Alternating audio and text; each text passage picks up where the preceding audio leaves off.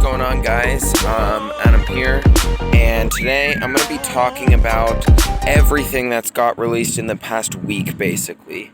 And so, unfortunately, I wasn't able to stream in any of the events or, upload a video of what happened during these events on that specific day because I was on an RV trip for about a week. It was really, really fun. Went up to Northern California. Actually saw Apple Park, which is really cool. I may put maybe some links in the description.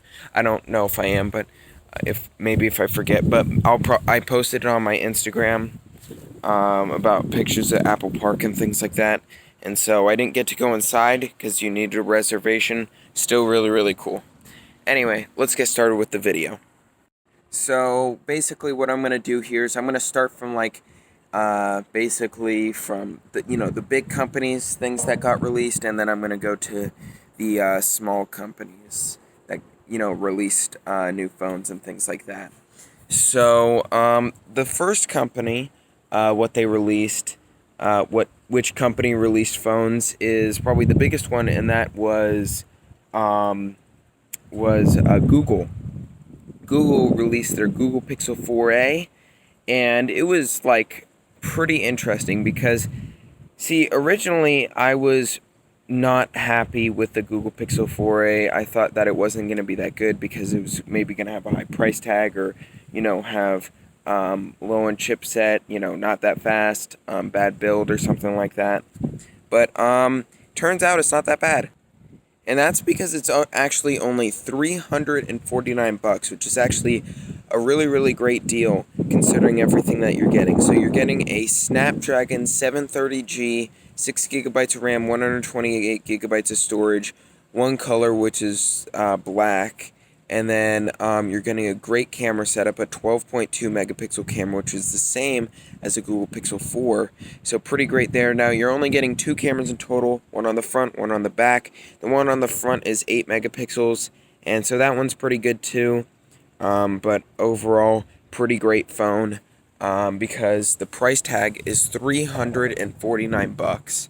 Now, how does that stack up against, the iPhone SE and the OnePlus Nord? Well, it's interesting because it's really, really a choice. It's more really a choice because you could either choose, the iPhone SE, because there's some advantages that the iPhone SE has over the Google Pixel 4a. So, for example, the Google Pixel 4a, has a better screen. It has an OLED screen, and it has really great design, or a really great, screen. It's OLED, and it has a really, really good feel in the hand because it's only 5.81 inches. But the iPhone SE has the overall better build because it's made out of glass and aluminum, etc. So, and another thing is that the Google Pixel 4a is $50 cheaper, so you have to keep that in mind. But the iPhone SE has, the A13 Bionic chip, while, the Google Pixel 4a has, the Snapdragon 730G. So, yeah, it's more of just a choice of what, you want with these, these phones, more like personal preference.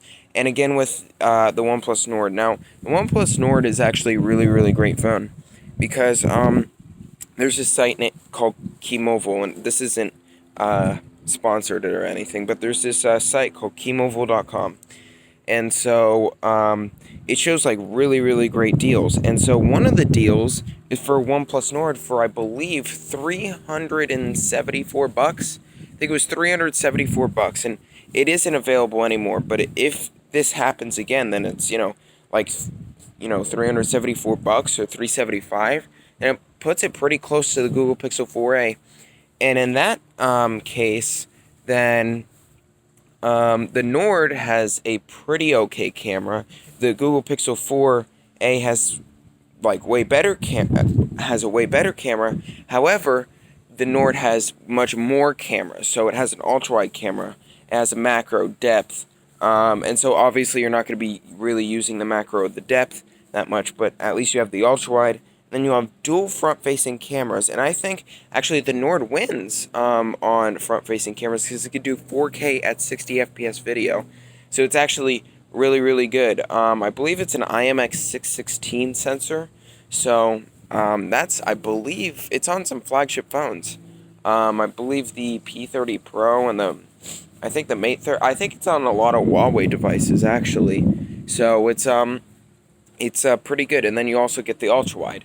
And also with the Nord, you're getting the Snapdragon 765G and a 90Hz display, better screen because, you know, the 90Hz display, and then, and it's a bigger screen. And, yeah, your overall, I think, in my opinion, I would probably choose the Nord if it was $374. So yeah, and also, some people think that you can't get the Nord in the US. And while you can't get it on OnePlus's website, you can actually get it on eBay.com. And this would actually be fast and free shipping, not importing it, which is actually pretty great. And you get it for a pretty okay price tag. I believe I saw one for $439, so a little bit higher. But once over time, I mean, the Nord's going to get cheaper, so you know, that's a pretty great deal, considering everything that you're getting. And also, the Nord has a better design because with the Pixel 4a, there's been some reports that, you know, some things have been, you know, while you're trying to kind of bend the phone or, you know, try to kind of move around the phone, if that makes sense, it kind of creaks a little bit. So it's not the best build quality. So anyway, that's the Google Pixel 4a. But we also have equally as big as an announcement, and that is the Galaxy Note 20 series and the Z Flip 2, or the Z Fold 2. I keep mixing those up. The Z Fold 2 and the Galaxy Tab S7 series, as well as the Galaxy Watch 3. So, and the Galaxy Buds, right? So, there's a lot of things, but first I'm going to talk about the Galaxy Note 20, and then go to the Note 20 Ultra, and then so on. So, the Galaxy Note 20, and this phone is just complete garbage. Yeah, I don't think I could, you know, put into any simple word. It's really complete garbage. You know why? Because the Galaxy Note 20 has a $999 price tag. So you might be like, okay, most $999 phones are pretty good, so what's wrong with this $999 phone? Well, this $999 phone, also known as the Galaxy Note 20, has, first of all, a plastic back. Okay, that's one of the main problems. And then you also only get a 1080p display, and I believe it's only like 393 pixels per inch, so that's not even that good.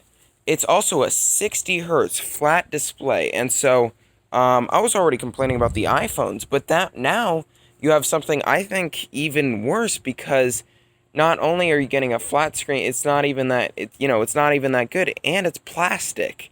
So, and for a $999 price tag, that's ridiculous. And even though, yes, it has the Snapdragon 865 Plus, they should have put this phone in like a $500 or $600 price tag, because even the cameras don't get the same as the Galaxy Note 20 Ultra, which obviously was expected and would be fine if they didn't have all those, you know, limitations like no 120 hertz, you know, or up, you know, it has a plastic back and everything. So really not that good of a phone. Actually, a really terrible phone. Will probably be one of the worst phones of 2020. Just my opinion. I mean, it's just overall really, really bad, and I don't think anyone's really gonna buy it anyway, because if they really look at the specifications, you might as well just go for the Note 20 Ultra, which the Note 20 Ultra I'm going to talk about right now. So let's get into it. So the Note 20 Ultra is way, way better than the Note 20. And so it has, first of all, a $12.99 price tag. But for that, you're getting way better things. So you're still getting the 865 plus chipset. You're getting a glass back and aluminum frame. You're getting a 108 megapixel camera, a ultra-wide camera, and then a periscope telephoto camera. And this camera setup is really, really good. That's really important. It also has great autofocus, and it can record 8K at 24 FPS. That's pretty good. Now, you also get a really, really amazing screen with a 91% screen-to-body ratio. So, and it's one of the best screens ever because it has 1500 nits of brightness. 1500. That's just insane. And so that's really, really great. And it also has a 1440p display at 120 hertz. So even though you can't use the full 1440p at 120 hertz, you could still use 1080p at 120 hertz, which is fine. Most people aren't really going to tell the difference. And so overall, compared to the competition like the S20 Ultra, in my opinion, the Note 20 Ultra is really, really great because also the S Pen. The S Pen has really, really low latency. I think it's 7 milliseconds. Yeah, 7 milliseconds. So that's really low latency. I think last year they had like 42 milliseconds, and so now it's 7. So really great there. So now let's talk about the Z Fold 2. So overall, I just want to finish my statement about the Note 20 Ultra. Really great phone. You should probably buy it if you have $1,300. Now for the Z Fold 2, we don't really know too much about the phone. We know some things because we don't know the price tag. So that's one of the main things because we don't really know if it's really worth it. It really depends. But I'm going to go by the thing where I'm going to guess what the price is. And I'm going to say it's going to be around the same as the regular Galaxy Fold from last year, which is $1,980, which is pretty ridiculous. But the Z Fold 2, if even at that $1,980 price tag, is a really, really good phone. Okay, it has, first of all, an actual good screen on the front, has 120 hertz display on the inside, so in tablet mode.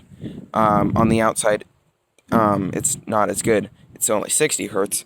But the actual screen on the the phone part of the phone is really good. I believe it's 6.2 inch OLED display, and it's a pretty great display. And then you also get the indoor display, which I'm not really sure exactly what it is. It's in like 7 to 8 inch. It's like a 7 or 8 inch tablet kind of thing. So keep that in mind. Pretty small tablet if you're using it as a tablet. But if you're using it as a phone, it actually feels pretty good. It's pretty good in the hands, and you could hold it pretty easily. So yeah, and so for that, it has pretty great cameras also. Not as good as the Note 20 Ultra, still pretty good. And yeah, if you are interested in folding phones, I would say wait a year maybe, or wait like 10 months, because it is worth it, but it's going to be even more worth it in like a year, because here's why. For example, the Galaxy Fold, I was looking on Swappa recently, and it's only about $900 on Swappa. And so what I'm assuming is that in like 10 or 11 months, that the Z Fold 2 is going to be the same thing.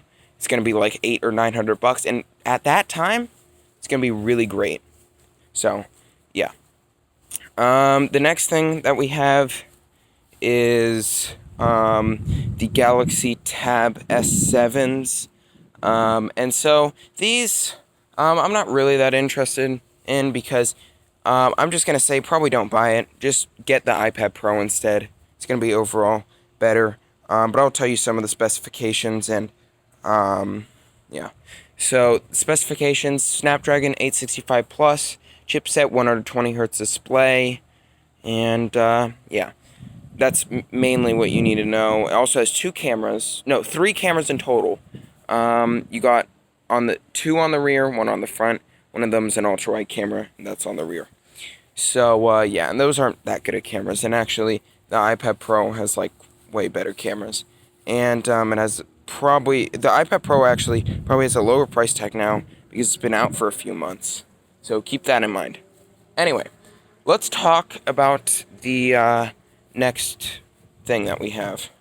The Galaxy Buds, which is kind of a joke. Not because it doesn't sound good or anything like that. Just because how it looks like.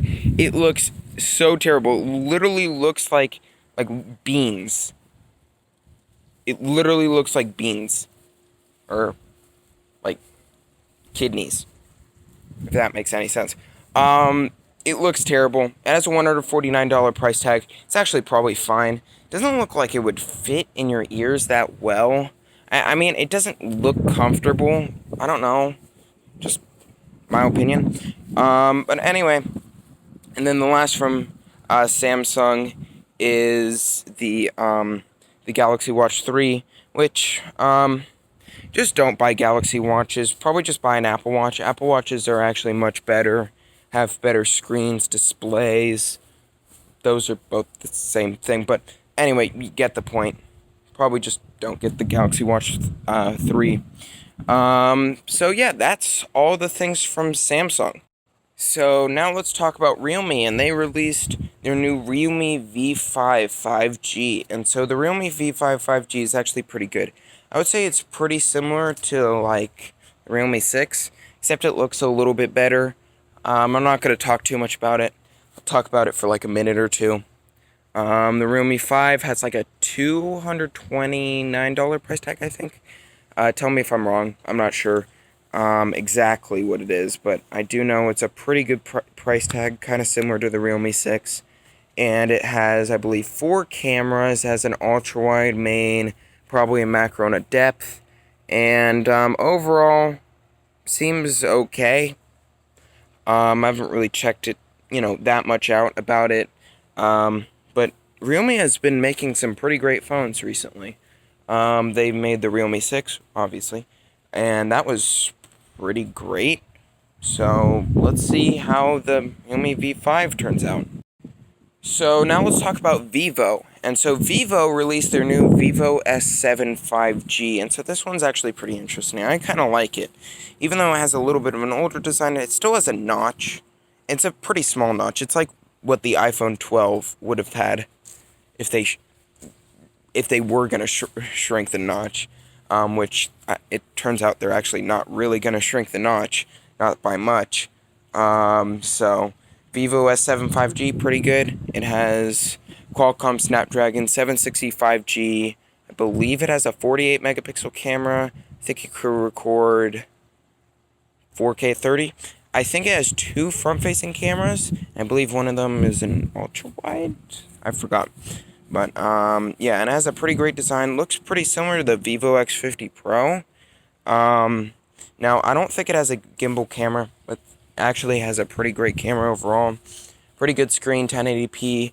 My only problem with it, I think it's still 60 hertz, so just keep that in mind.